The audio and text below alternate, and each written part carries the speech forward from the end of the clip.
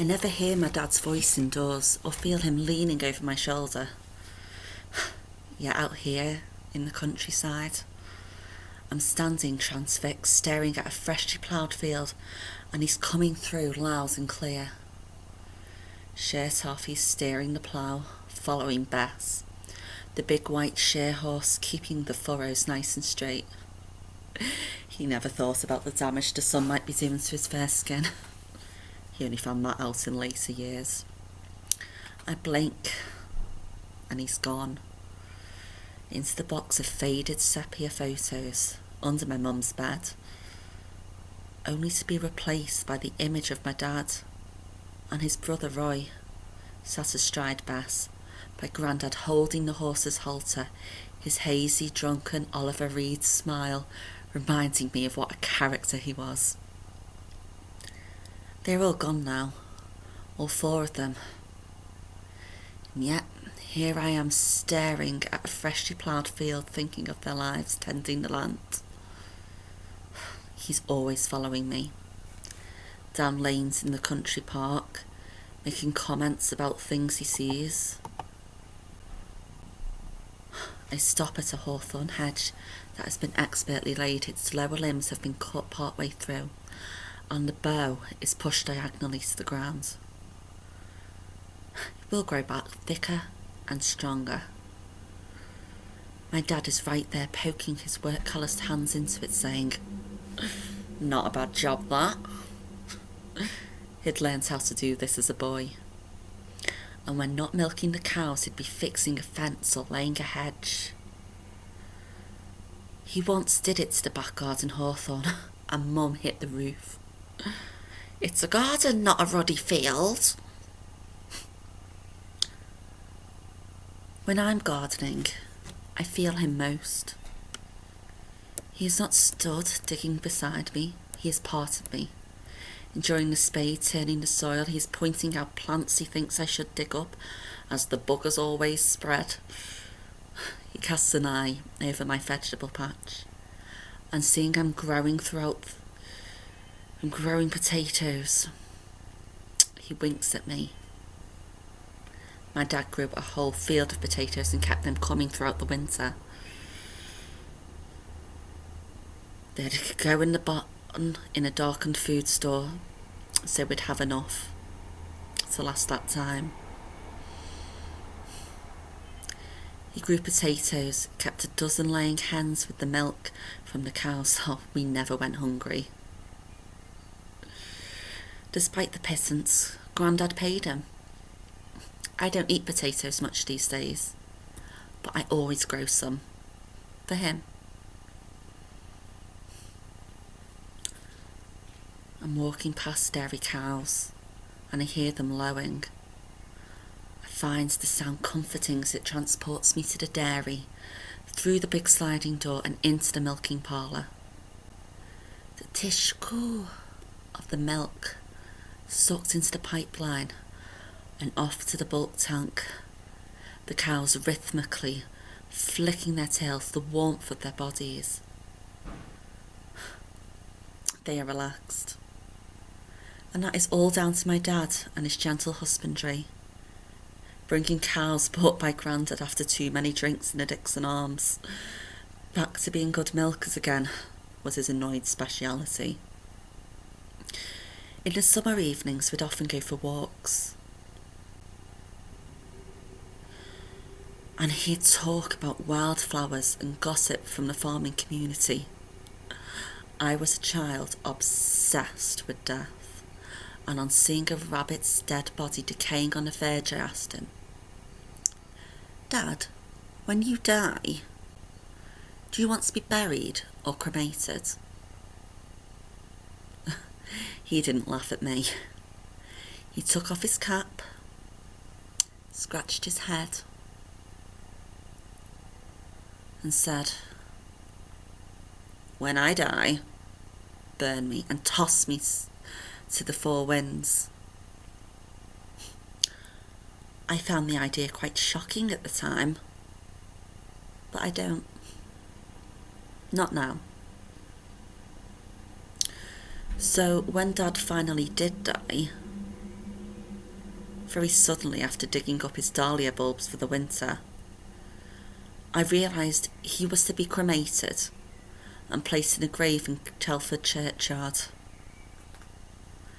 This didn't sit right with me.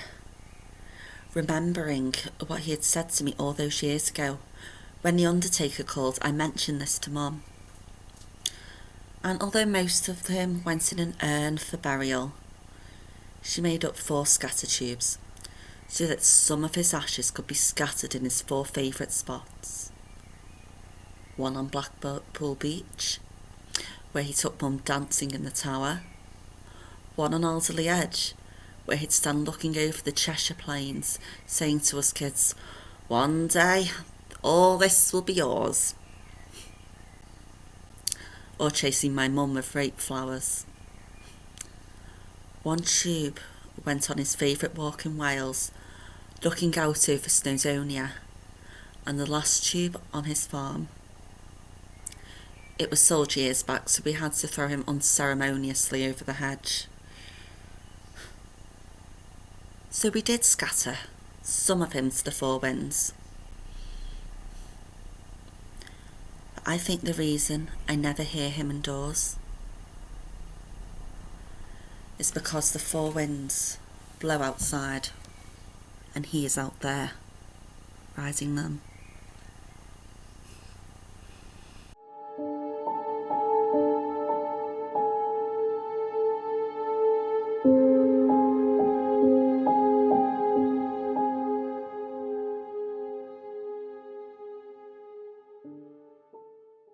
The room was pregnant with silence. With senses working overdrive, Lilith could pinpoint the slightest airbrush movement. There it was again, that slow, dull knocking. It always admitted no reply. "Who's there? Who's there?" Silence. There it was again. Lilith lay still, her body taut and tight, eyes trapped on the ceiling. It was coming from the ceiling. Is someone in the attic? Someone's in the attic!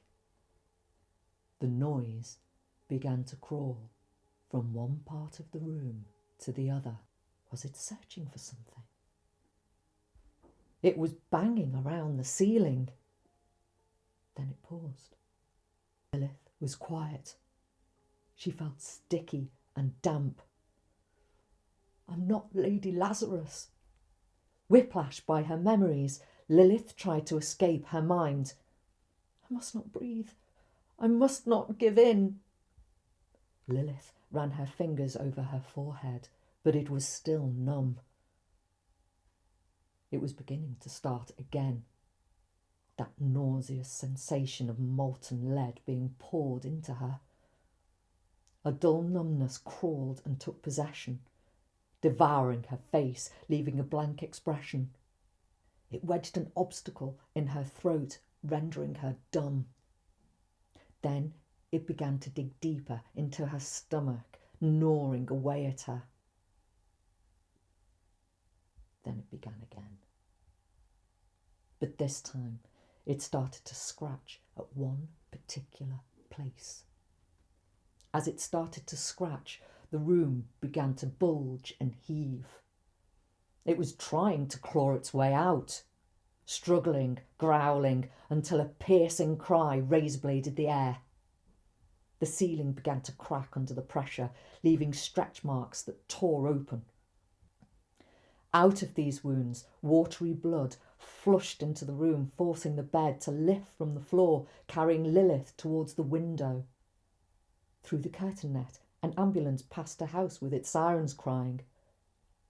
A passing dog looked up at her and spoke her name. Her body was locked against the window until she was nudged towards the ceiling. Against the ceiling, her face felt the pressure and she began to choke on the water.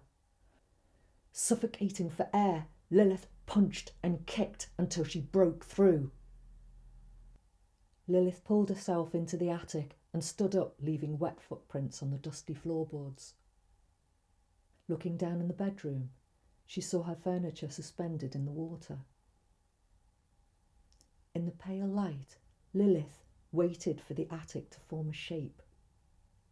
As the light uncovered, Lilith saw that one of the walls was decorated with newspapers featuring her photograph. The photograph revealed a young woman with cropped hair in an Auschwitz-style uniform. The article recorded a runaway of a woman from a psychiatric hospital.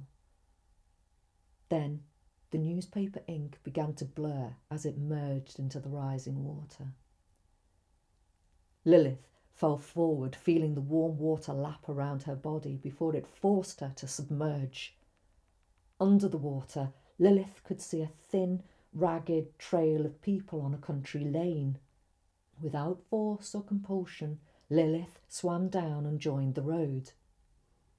It was a funeral procession. Lilith was in a Victorian white dress, walking alongside her family. No one acknowledged her presence. No one spoke. Everyone laid their eyes to the ground. They walked through hail, rain, sleet and snow for days, nights on end. The ground was always the same, hard and heavy. Lilith became aware that she did not know who the dead person was. Lilith spoke to her father for an answer. "Why? It's your baby, dear. You killed him." Her father said this with a wry smile. His arms hung low and motionless. Lilith slapped her father across the face and screamed at him that justice will be done. How dare he disperse her name? I'm going to place you under arrest and have you handcuffed. Amid all the declarations and protests, a mist developed in front of the crowds on the lane. The coffin was placed on the ground. The father stated they could not continue until the fog cleared. Lilith paused the scene and blew back the fog to expose 100 Dalmatian puppies, all yelping at her. Lilith disregarded the puppies and insisted on marching her father back to the mansion for interrogation. Inside the derelict mansion, Lilith had gathered evidence of her baby's diaries and notebooks that her own family wanted him dead. Lilith outlined the case and accused her entire family of a conspiracy to murder.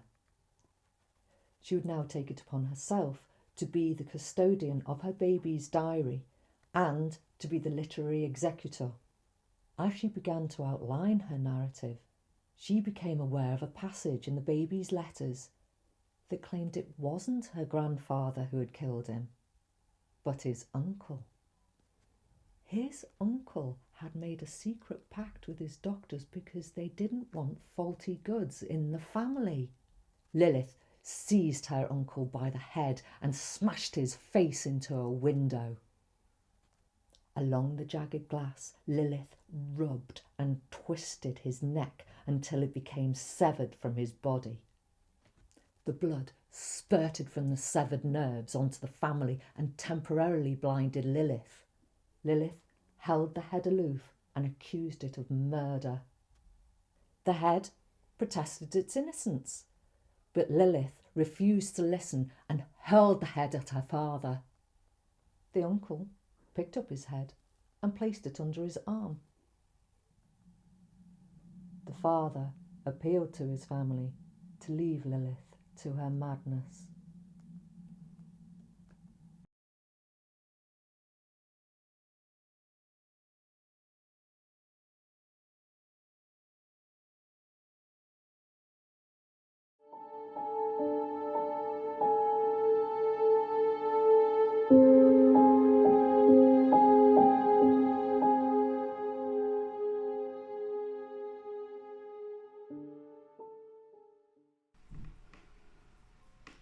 I met him on the estate.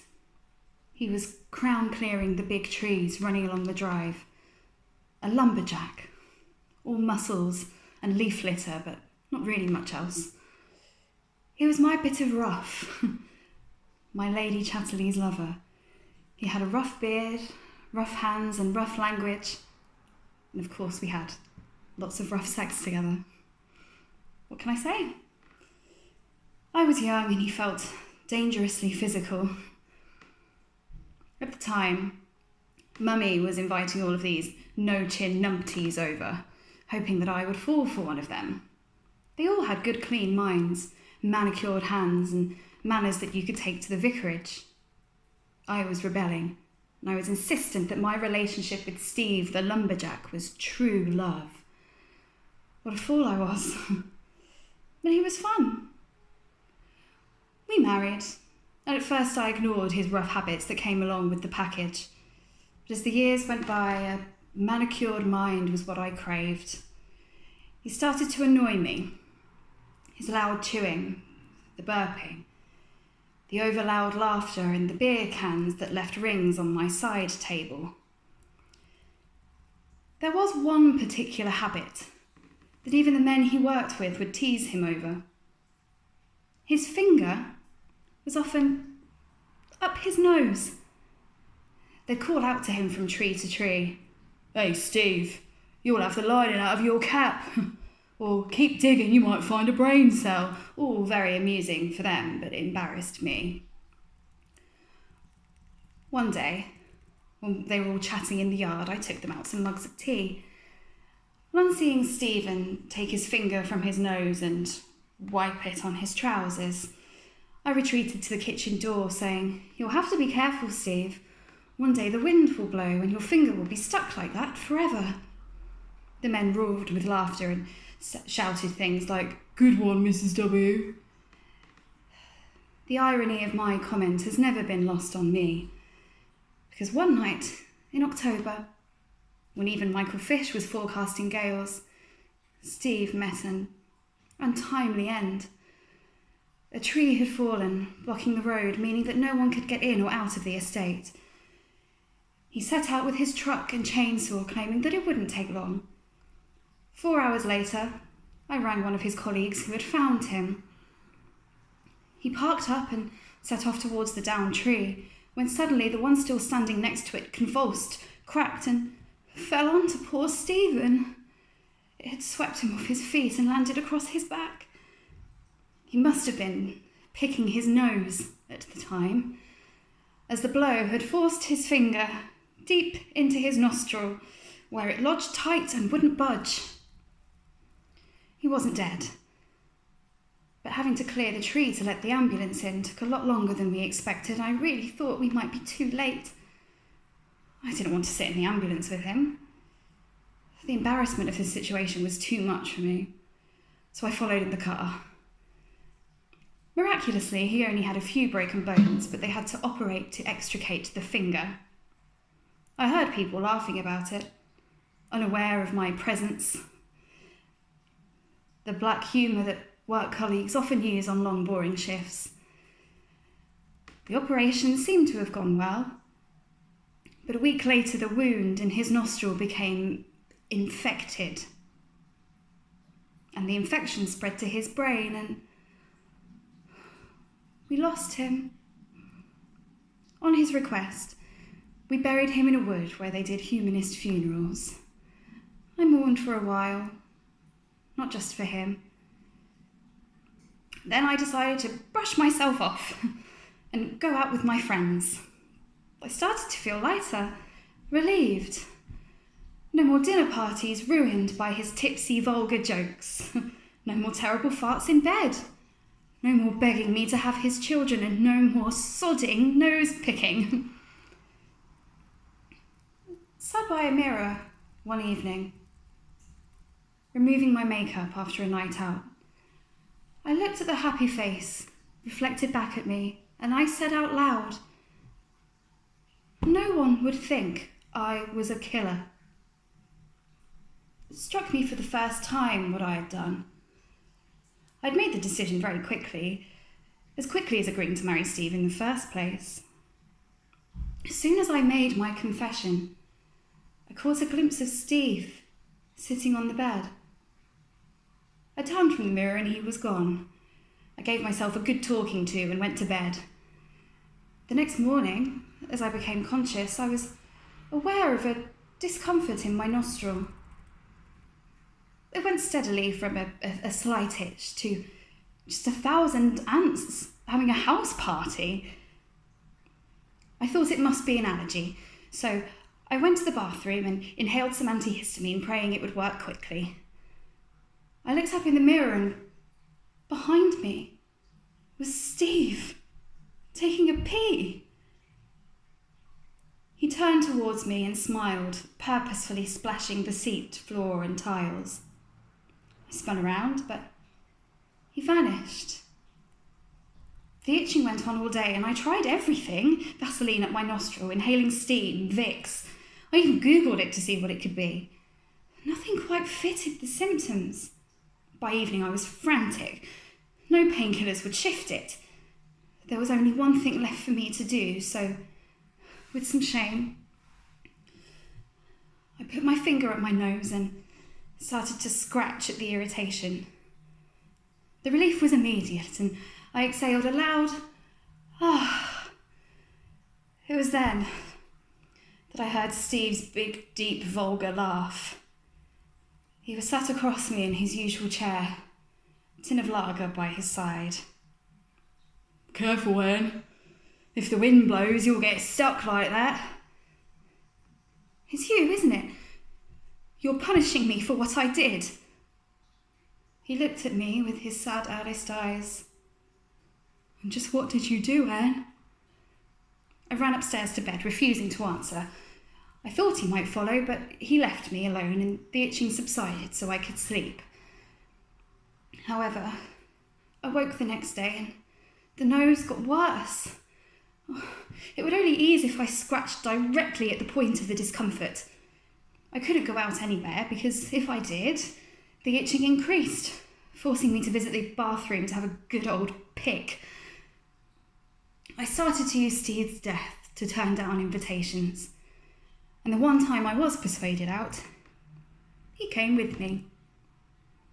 He sat at a seat just behind mine, watching my every move and occasionally farting. Typical. Even his ghost broke wind. I'm sure everyone thought it was me. Every evening before I went to bed, he'd ask me, "What did you do, Anne?" I concluded that it was the guilt that was driving me mad. I went to the doctor and I told him all about my itchy nose and my husband haunting me. The doctor said it was probably psychosomatic because of the grief. But then Steve turned up, sitting next to him on the chair, saying, "Tell him."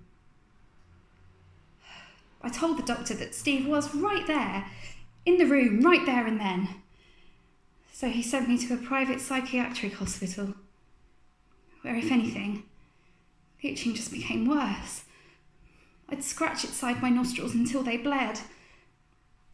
I ended up in a straitjacket to stop me harming myself, and all the time Steve was with me, laughing at my predicament. I used language only Steve would use when it got really bad. The doctor started sedating me, and I was glad to have relief from the torment. I began to feel better and my health improved. Steve was only a flicker in the corner of my eye now. The doctor slowly reduced the medication and I started to have more freedom. Finally allowed home, I started to think about the new life I'd promised myself. I could still sense Steve sometimes though. A slight smell of work sweat and beer where he used to sit. Chainsaws in the wood when no one else was there, and another sound, faint like a whimper.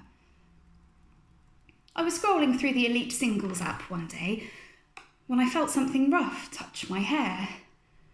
It made me shudder. I put my iPad down and noticed a can of beer by Steve's chair. I was staring at it so intently that when I turned away from it, I was shocked to see Steve standing by the window. His back was to me, but his words were clear. "What did you do, Anne?" At that, a trickle of blood dripped down my nose. No, Steve, please don't do this again. I began to sob. He shouted angrily, "What did you do, Anne?" "Not this again, please. Steve, let me be." "What did you do?"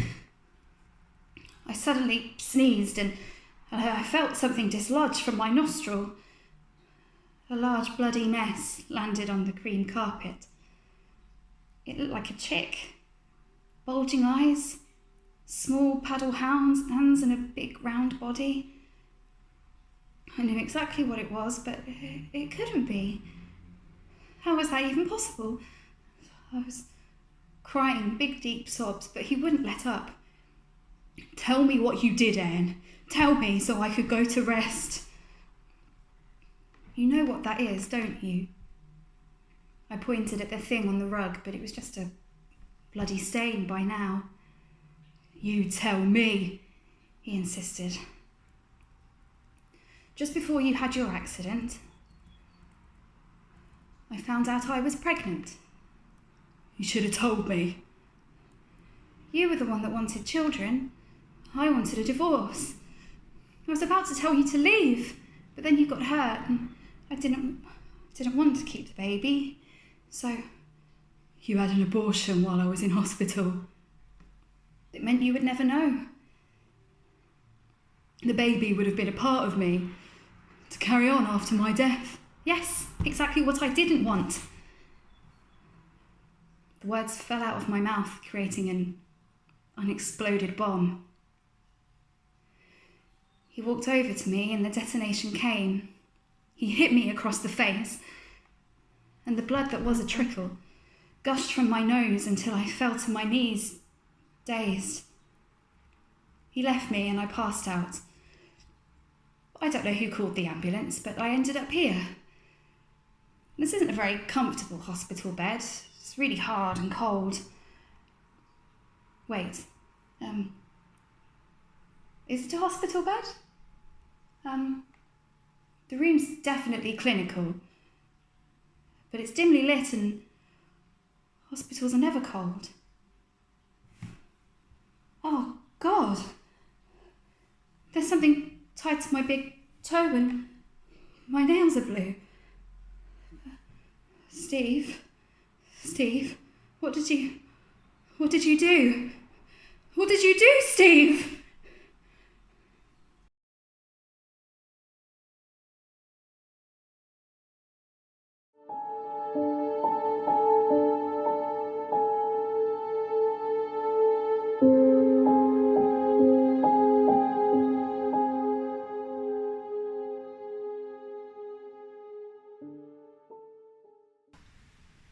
The taxi stopped outside the run-down block of flats as I paid the driver. He said, "I wouldn't linger around here too long, love. Bit of a rough neighbourhood, just saying." "Yeah, I know," I said. "It's okay. I won't be here long." "Right, take care, love. Here's my card if you want to ring for a taxi back home." "Right, thanks," I said, and I put it in my pocket. I walked down the path to the front entrance of the shabby building and put the key in the door. The smell hit me straight away. Musty and damp, but with an underlying pong of rotten eggs or weak-worn socks, couldn't decide which. I walked slowly up the stairs to the first floor, and small fragments of memories came to me, making me feel a familiarity, anxiety in the pit of my stomach. All the times I visited, such a long time ago now. I used to pop in most days on my travels for a coffee and a chat. My job meant I passed the area nearly every day, so it was easy to call in during my lunch break just to say hello. I arrived at the front door of the small flat, a little breathless. The stairs seemed steeper than I remembered, and there seemed to be more of them, but I was a lot younger then, so it was probably easier for me. The key didn't seem to fit at first, and I had a job getting it in the front door lock, but maybe it was nerves.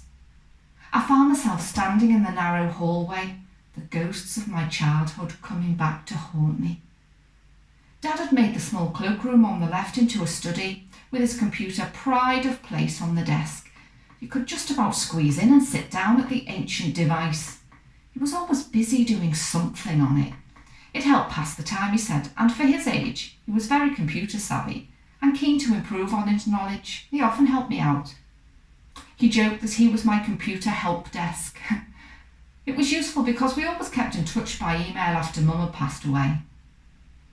I walked into the small bathroom. Mum's first stroke was in there. And then I looked opposite to the bedroom and I pictured her on the bed, small and frail in her dressing gown, her hair unkempt and her eyes glassy, unseeing after the second stroke, and her mouth twisted like the painting, The Scream. As the hallway opened up into the small living room, I noticed there were some small framed photos on the wall. I thought we packed everything away and I looked at them quizzically. There was me at my graduation with my ex. I looked so young. And next to it a photo of Dad's family, the Walton clan he called them, all standing squinting in the California sun. I glanced into the tiny kitchen and immediately I could hear Mum's voice. Your dad made meatballs last night, but he must have put too much chilli in them. I was up all night in the bathroom. I've told him to go easy on it, but he won't listen. Little did we know that it wasn't the chilies upsetting his stomach. It was that other dark destroyer. The one old ladies mouthed to each other, the illness that should not be named. He's made a lasagna for this evening, big enough to feed 8. I noticed the posh set of kitchen knives that Dad had bought. They were still on the worktop, and the stale smell of his cooking seemed to have lingered too. I stood thinking about how Mum always said garlic instead of garlic. And Dad didn't say lasagna, but pronounced it elongated, lasagna. Mum was never one to be physically affectionate. She would never naturally throw her arms round me or give me a hug or a kiss. Even at Christmas on New Year's Eve, her hand came out first for a handshake. I was always fascinated when I met friends with their mums and how they were saying goodbye to each other, even when they'd be meeting up shortly after, and how they'd always give each other a kiss and a hug when they said bye. I never had that with my mum, and I'd always craved it. I couldn't really ever remember hugging me or giving me a kiss. She just wasn't very demonstrative and was too self-conscious somehow. I often wondered why, but I thought I couldn't ask her. But I still felt loved, no doubt about it. She just wasn't made that way, I suppose. Upon reflection, she was so caring and thoughtful, but in a quiet way. I recalled how Mum started having unexpected falls. The first one was on the way back from the shops. She was very embarrassed about it. This, though, opened the floodgates. The pain and sadness of her illness and eventual death swept over me like a freak wave. Dad had died shortly after, nearly a year to the day. I closed my eyes and wished with all my heart that Mum was still here, so I could finally give her that big hug. As I thought about it, I imagined her standing behind me, cradling in her arms. Strangely, as I stood there, I could feel arms being wrapped around me, skin on skin, warm flesh holding me lovingly. I leant back to savour the moment and ran my hands down her arms, wanting to hold her hands. But as I touched those hands, I realised with a shock that they weren't hers. They didn't feel smooth and soft like hers. They felt calloused and rough and larger than Mum's. With a start, I realised they were Dad's hands. I recognised them and remembering them touching me when I was younger, not in a Dad's way, but in a way I didn't like, a way I hated and wanted desperately to stop. I'd never been able to tell Mum about it. I was ashamed and embarrassed, thinking it was somehow me who made him do it to me. He told me it was natural and that all dads did it with their daughters. I'd never been able to question this or stand up to him. His hands started caressing me now and moved along my body. It didn't feel comforting anymore. It felt wrong and I knew it was wrong. He was dead, but he was still here, torturing me, trying to invade me once more. But now I was stronger and I was able to confront him, as I should have done all those years ago. I wanted to face him, challenge him, and tell him what I thought about him. I knew I could do it now, and I desperately wanted to. The set of shiny knives on display in the kitchen flashed in my mind without hesitation. I ran to that room and I took the biggest knife from the block. I saw him watching me. He knew I was ready for a fight and that I had the strength to confront him. I saw his face, contorted in a hideous smirk, and he began to laugh. I knew what I had to do. There was only one way to put those demons to rest once and for all. I wanted to be free from those memories of him and could think of no alternative. He messed up my life, my marriage, and all my relationships. I was holding the knife so tightly my fingers were numb and my hand was sweaty. It took a great deal of effort, but his laughter spurred me on. I raised the knife and saw a glint of sunlight from the window bounce off the razor-sharp blade. Without another thought, I plunged it into my chest. More of an impact than cutting my wrists. I wanted that instant gratification of seeing his shocked face. He stopped laughing and looked down with guilty eyes. I watched the bright red blood pour from my body, recalling all the happy times I'd spent with her, with my mum. My body ached to be with her once more. I wanted to tell her that I knew she loved me and that I knew she just couldn't show how much, and that was okay. Now I knew I could meet Dad on my terms. Now I could address his hugs and kisses, the ones I didn't want from him, the ones I only wanted from Mum. As I lay dying, I felt Mum's hand reaching for me, and I heard her say, "I've been waiting for you, sweetheart, waiting to take you in my arms, waiting to kiss and hug you. Come now. I'll keep you safe."